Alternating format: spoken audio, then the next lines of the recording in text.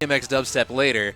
For right now, we are actually going to have Hylen versus Awestin in round 1 of Shockwave number 8 that we've got going on. The first Fantastic. Smash 4 Wii U event.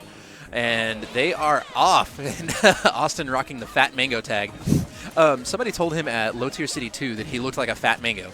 And apparently that just tickled him to death because he's been using that as his tag for a little while. And now that in Smash 4 Wii U, you can actually put a whole tag on. Like, I can fit the full word infinity, and you can fit the full word wobbles in there. It's really cool. I love that feature. What is this? It's pretty...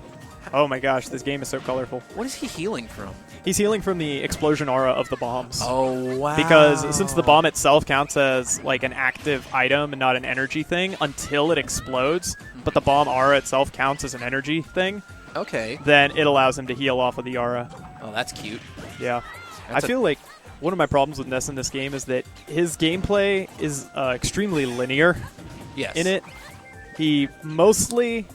You know, if you want to sit on the other side of the stage, he throws PK Thunders at you. He tries to hit you with PK Fire so he can grab you.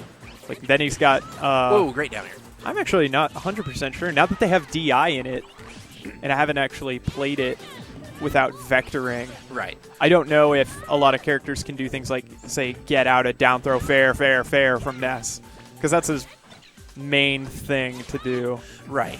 For those of you who are tuning in right now and heard Wobble speaking just now, vectoring is what was in the Smash 4 3DS version of the game, where it was a reformed version of directional influence. Crazy combos.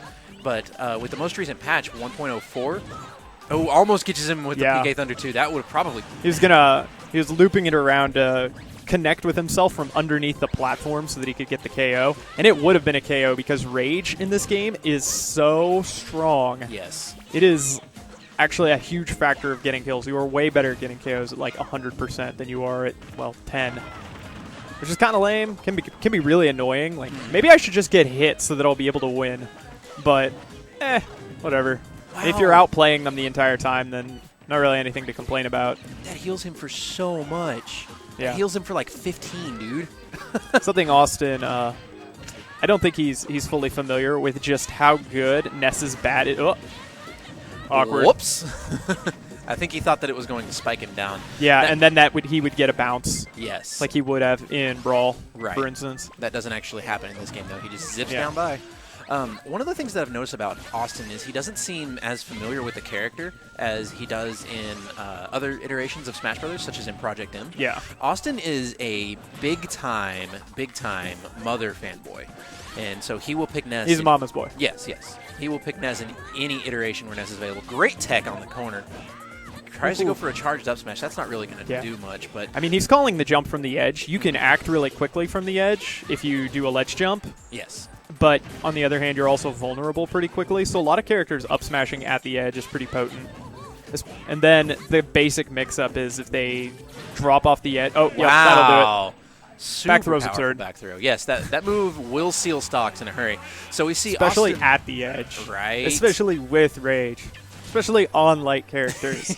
Especially when all three are true and you're KOing the Toon Link at what? What was he at? 80, 90? He was at 80. I don't think that Awestin had Rage. He was only at like 80, 90%. I mean, it builds. Rage doesn't kick in until after 100, though. Really? Right. You sure? Mm-hmm. When you can tell that Rage is there because they'll start steaming. I could have sworn like it would actually kick in a little earlier, but yeah.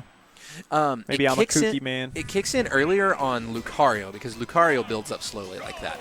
So they are going right back to, this is actually called Town and City. This is the new Smashville. You can see the platforms that are up there. The platforms actually change throughout the match. They will not stay static. They will not be those platforms once you come back around. And you can watch the background. You can see there's the normal Smashville background, but here in just a minute it's going to switch around and you will see an actual city in the background instead of the town. Hence Town and City. Yep, exactly. And there the platforms go. Whoosh, wandering away. And there goes the background. We're going to travel through a little tunnel and we're going to go say hello to the mayor. Yep. So Ness doing that is just a little trap to kind of try and just get them to fall into it. You really shouldn't fall for it. It's pretty much a gimmick, but it's a safe gimmick is what it is. Right. He loses stage control, but that's kind of okay in this game. depending on where he's standing, really. Because if his opponent is up in the air, his opponent doesn't really have stage control per se. He just loses literally all of his mobility, so he can't really do much out of it to punish many things. And see, like right there, he's not necessarily giving up stage control so much as he's giving up the presence at the ledge. And so strategically, you can recover high up over the PK Thunder. Whoa! Oh, yeah, it stops if you crash into somebody like that. Wow, it used to drift through. That's pretty cool. Yep. It would arrest momentum in the other smashes, but it wouldn't actually stop him completely. But in this one, it definitely does. And, oh, that's that kooky first hit of the down smash. Tries to hit the PK Thunder with the boomerang, but that's something that Awestin is very used to after playing many games with UTD Zach. He knows how to angle the PK Thunder so that that doesn't happen unless you are on point and ready to punish him for it. Hylen with a pretty impressive lead right now. He's up almost a full stock, and we are experimenting with the 2-stock rule set. This game is significantly faster on the Wii U compared to the 3DS. And when I say significantly, I mean that I think 3-stock is the rule set now. Great forward smash, sealing out that game. That was pretty violent. Yeah, that was. I know that forward smash is really powerful. I actually got an opportunity to play with Hylen a few games before we got started with the event, and I think he killed my Diddy Kong at like 95 or something like that from about the middle of the stage. Yeah, he had rage going though. Yeah, so. I mean, that's one of the things about that mechanic, though, is that it's kind of like Little Mac's KO punch, where if he manages to KO you right before he gets KO punch, and then you land and he's just like, forward tilt, ding, ding, ding, uh-oh, SpaghettiOs. And in that case, Toon Link is chilling at, he's around the 95-100% mark at the end of, as Austin's going kind of towards the end of his second stock, and then he connects with that forward smash. Yes, sir. And terrifying. One ban. Yeah, that's especially effective with Lucario because he gets both rage and aura. Yeah, and so it compounds. It's an infuriating character to play against. Yeah, definitely. He's got a powerful projectile, he's got powerful moves in general, and his recovery is almost unpunishable because he can recover from one ledge clear across the stage. Yeah, with a hitbox. Yes, it's actually really fun. It's not active the whole way through, but we'll talk more about that one later. Go ahead, Wallace. Austin switching over to Yoshi. Just a heads up, if you want to learn how good characters are in this game, I recommend you button mash. I heard you talking about that earlier. Yeah, because with the buffering, and with the fact that you don't do anything like L canceling, you don't do wave dash, you don't worry about timing very specific things. You worry about kind of the general range of inputs. So what you really want to do with characters is just start mashing A to see exactly how much lag stuff has. I see your point. And in Yoshi's case, he has very little lag on a lot of things. And on top of that, he has a lot of hitboxes behind himself. His Nair is just godlike. Great up smash. That's going to seal it's that an incredibly good combo breaker at low and even mid % if you're fading into him. You really have to poke Yoshi and approach him very honestly. You can't try and go ham against him because he punishes for that. And one of the things great. There's the egg lay attempt. Yep. Wanted to get that cheese. One of the things about Yoshi in this game is his increased speed overall. Yeah. Both his aerial momentum and his on-ground momentum are phenomenal in this game. Oh, it looks like Toon Link's up B right there has a pretty good vacuum effect to it. It actually kept him kind of a low profile under the aerial and then just sucked Yoshi in. That's pretty strong. Most of the multi-hit moves in this game, specifically aerials, will actually have a spike hitbox among the normal ones. For instance, Meta Knight's forward air is a good example. The second hit of Meta Knight's forward air has a spike box on it. Whoop. Is he going to mash? Yeah, he's out. Good mash by Hylen.